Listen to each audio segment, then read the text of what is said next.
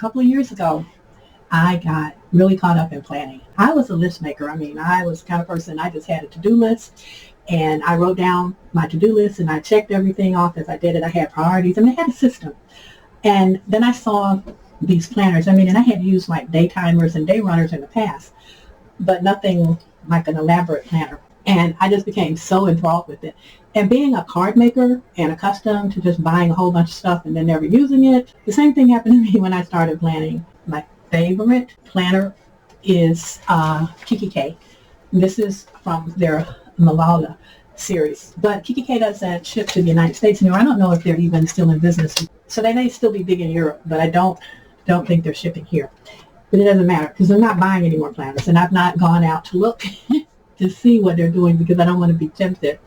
The last planner I bought was a Milton Personal Wide Luxe, I think they call it. It's beautiful, and I like it. But I said that was going to be my last planner. I think I have 15 or 20, maybe. I don't know. I've given a lot of them away. I set them up, and then I give them to family and friends as gifts. So I thought that now that I think I'm going to be able to get back into crafting because I've not been able to craft for a while. And I thought since I'm going to get back into it, I need to get my planner set up again. And it's kind of like a mess right now. And I thought I would, record my journey. So if you're new to planning or if you're thinking about planning, you can sort of take this journey with me. I've made all of the mistakes of planning. And I'll share some of those with you as we move through this. But what I'm going to do now is try to get my planner back in order. I volunteer with a couple of organizations, so I needed something that would allow me to juggle all of those responsibilities. And so the system that I had been using before and my things to do list, just a checkbox system, still wouldn't work. I spent a lot of time from 2014 until now in 2022 trying to find a planning system that really, really allowed me to get everything I needed to get done and to hold all of the information that would allow me to accomplish that in one planner. Because I did the multiple planner thing and it just didn't work for me. I was like, this is way too many books that I've got going here, and I have to go to a different place to look for stuff. And so that really wasn't helping me in my efficiency. So planning is like anything else. You got to work with it and play with it until you find out what really works best for you.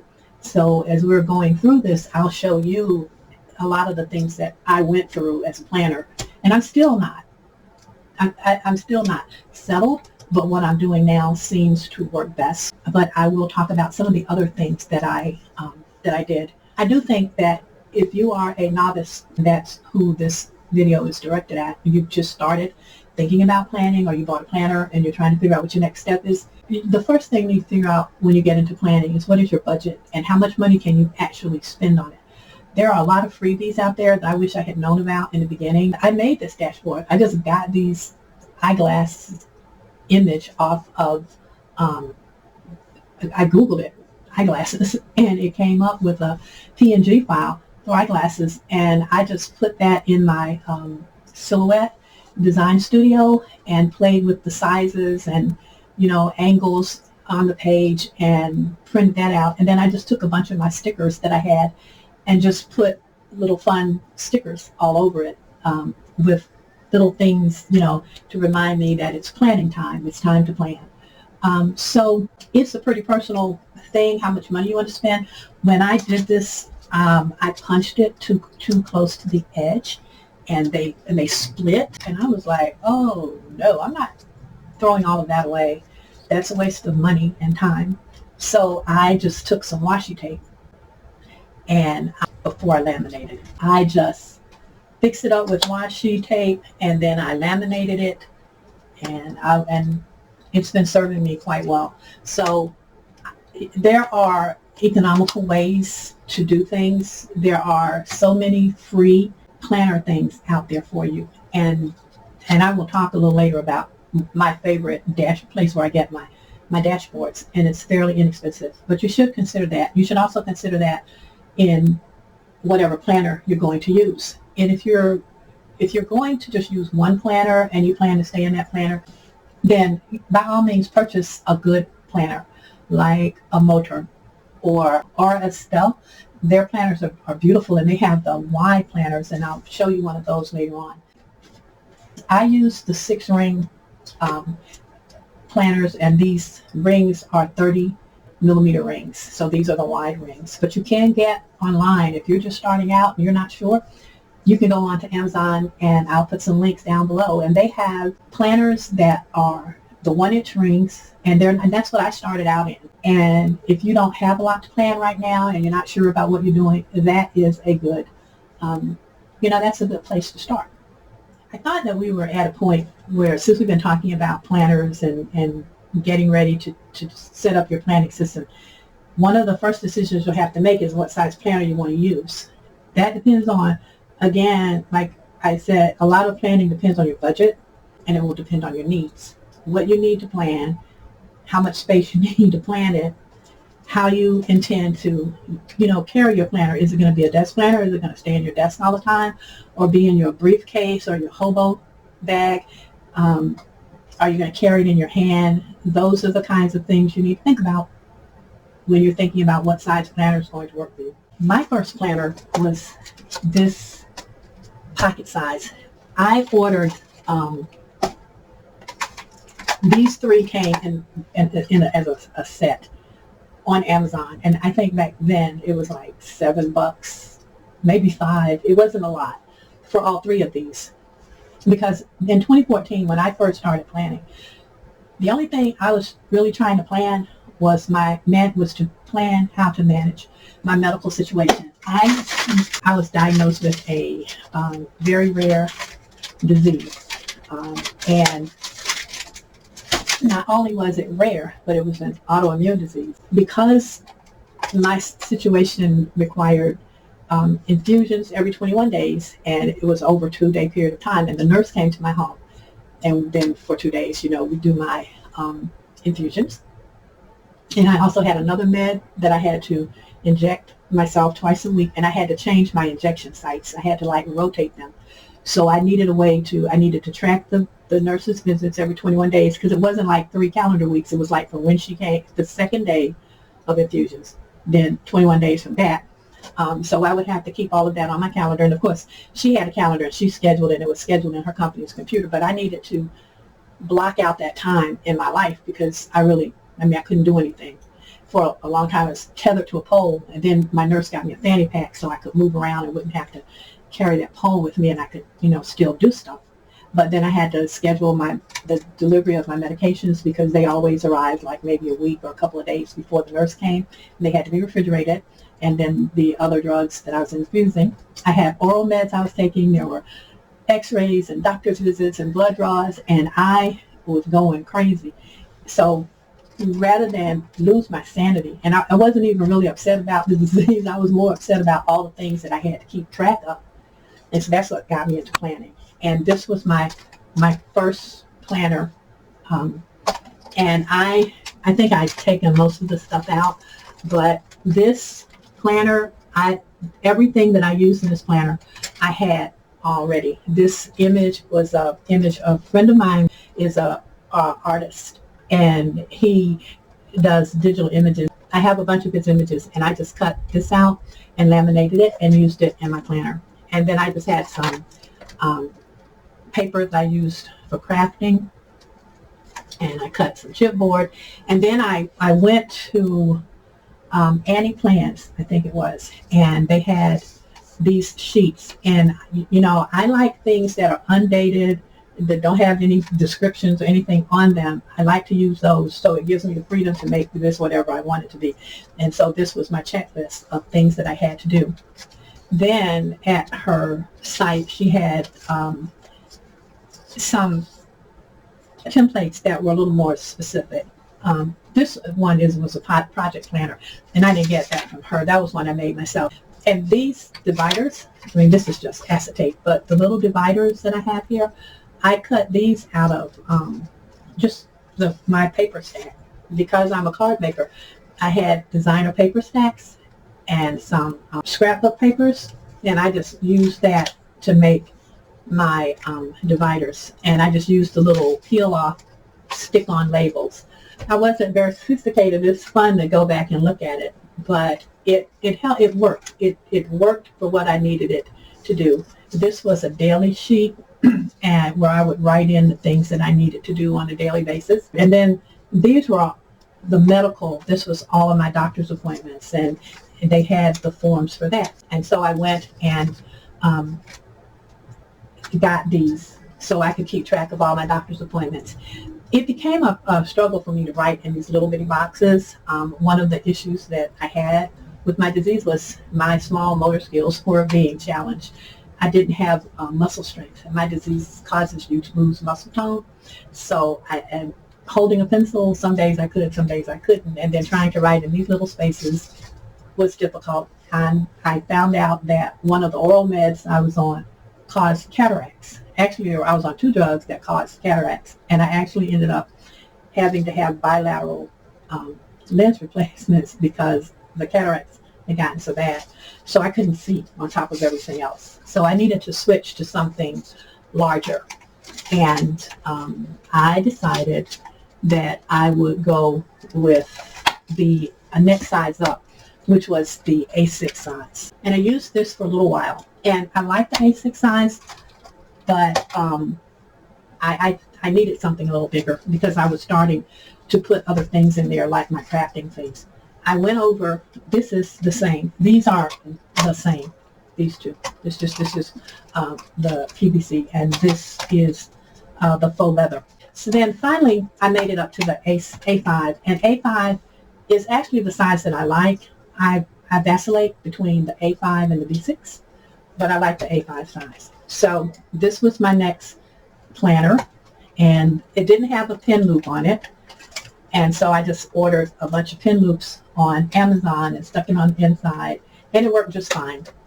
So the A6 is, I think I told you, 4.1 inches by 5.85. The A5 is 5.82 inches wide and 8.27 inches long. And so this was I went to this. Then I discovered that because I wanted to do Franklin planning, the Franklin planning is where you keep everything in one planner. So my medical, my crafting, everything was in this one planner. And again, I made all of my own dashboards out of paper that I had on hand. I downloaded and printed free calendars. So I looked for a lot of the free stuff, and that's what I used. And then I just went through and figured out what I needed, and I just used it. I just used that. Free project pages, some that I paid for. This was a journal card from one of my favorite, well, it was a subscription box that I had to Simply Gilded, which is a wonderful thing. This was an affirmation card for me because, my hair was falling out. I was gaining weight because the drugs make you gain weight, and I was just like, oh my goodness. So I needed something to every day remind me that this illness was not going to define me. And so I said, that's one thing planning is good for, because you get these little reminders of who and what you are. In my faith section, this was my Tanakh reading log, so that I could do my, go through and read passages from the Torah. I was taking a class, and so I made some pages, and then I had a prayer journal. And I even made a little sheet with my name, Hanumalka, on it, and I printed it on my laser printer, and then used my laminator to go foil my name, to go in my planner. And depending on how much of a crafter you are, that will determine how creative you can be on your own with your planner. And if you're not a crafter and you don't have a Silhouette or a Cricut, and you don't have a gold foil machine, and you don't have all those things, then it might be that you have to buy more stuff. And so you have to think about that. The reason I went from this A5 binder to this A5 binder was because I wanted the larger rings, and this one has the 30 millimeter rings, and I knew that that's what I needed for what I wanted to do. There are other sizes of binders. There's the personal wide, which I have a Milton Personal wide. So this is the Milton Personal wide, and it measures 4 3/4 inches wide by 6 3/4 inches long. I don't have a personal because I don't use a personal size. The closest I've come to that is this, which is this is a cover for the Hobonichi, and then the Hobonichi itself is 3 3/4 inches wide, and I think it's 7. So it's a little. The personal would be just a little shorter than this. So that was a brief, not as brief as I thought it would be, overview of the planner sizes. Now there are lots of other planner sizes, but I'm basically talking with you about, in this series, in this beginner series, these are ring bound planners. There are other planners that are not ring bound that are called traveler's notebooks, and the traveler's notebooks have they have strings, and that's an entirely different ball of beeswax on how you put these together. You can get the this is B6, and you have the B6 inserts. That's what these are, and they come. You can have the grids, you can have lines, you can have plain. They whatever you want, it's out there. Someone has an insert that will suit your style for your planner's notebooks. The other size of ring binder that is available, and it's one of my favorite sizes, is the B6. This is the B6 binder, and it's not as big as the A5. It's not as small as the A6 or the personal, or even the personal wide, although inserts for the B6 will work in the personal wide and vice versa. So I actually keep this B6 set up and kind of active all the time. This is my growth binder, and it's things that I want to get better at. I keep this one set up from month to month, and most of what's in here, like my washi pages and the vellum pages, are from Simply Gilded. But a lot of these came from other places. Some of them I found on the internet. Some of them are from the Planner Society, and then these are just the blank pages. And this is another KikiK planner, and so these are the regular insert pages that come with KikiK. And like I said, that I used a lot of things from my card making, and so this page right here, that flower was on a wallpaper scrap that I had, and I'm like, oh, I just want to put this on a page in my planner, and so I did. So it's just, this is where I go and kind of jot down the things where I need to grow and where I need growth. And then this is just another washi board that I made, more Simply Gilded paper. And journal cards, more Simply Gilded paper, and another washi board, but I actually use this as a pencil board to go behind the page that I'm writing on. So that's what I use that for. But anyway, so this is your B6 size, and this is a very handy size. And again, I like the KikiK because of the rose gold rings, and because the rings in all of her binders are 30 millimeter. And you have a lot of pockets, and you have a lot of room. So that's the B6. And I have one more size binder that I want to share with you. This one is by Aura Estelle, and this is one of her cloud planners. And this is the A5 wide. There's a lot of room in here, and again, you have this one has the 30 millimeter rings. They didn't have this with the rose gold because that's what I really wanted. But it is a very nice binder, and you do have a lot of room here, and the writing surface, as I call it, is much wider than your regular A5. I'll just take this out so you can see your pages were much bigger.